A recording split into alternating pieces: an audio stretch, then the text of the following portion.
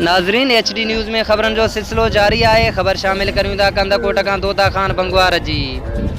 कंदकोट वेझो लग बाईपास नज़द दस्ती होटल ते अवाण पेट्रोल पंप ॿिन्ही हथनि सां अवाम खे फुरणु लॻो।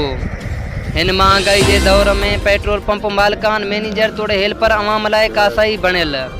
150 जी जाइ ते 105 जो पेट्रोल ॾियणु ऐं 100 रुपए जी जाइ ते सिर्फ़ु 10 रुपए जो पेट्रोल हलाइण जूं अवाम दाऊं ऐं कूकूं कयूं। अवाम जी दाउनि ऐं कूकुनि खे मद्दे नज़र रखते HD न्यूज़ कास्ट फिदा हुसैन बंगवार जॾहिं पंप ते पहुतो बिल्कुलु 150 जी जाइ ते 105 जो पेट्रोल हलाइण में पंप मालिकनि खे ॾिठो वियो।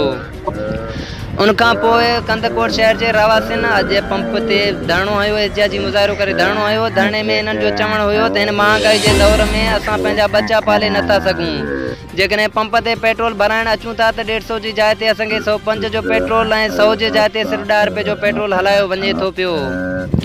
जॾहिं त धरणे जे माण्हू नाइंसाफ़ियूं बंदि कयो, नाइंसाफ़ियूं बंदि कयो जा नारा आया। धरणे में शरीक मीर साईं बख्श बंगवार, मीर सादिक अली बंगवार, मीर अयाज़ अली बंगवार मीडिया सां ॻाल्हाईंदे चयो आहे त ही पंप जूं असांखे रोज़ शिकायतूं मिलनि थियूं पियूं। असां HD न्यूज़ कास्ट वारनि खे इतलाह ॾिनो जंहिं असांखे टाइम ॾेई करे असांजो एहतिजाज रिकॉर्ड कयो वियो।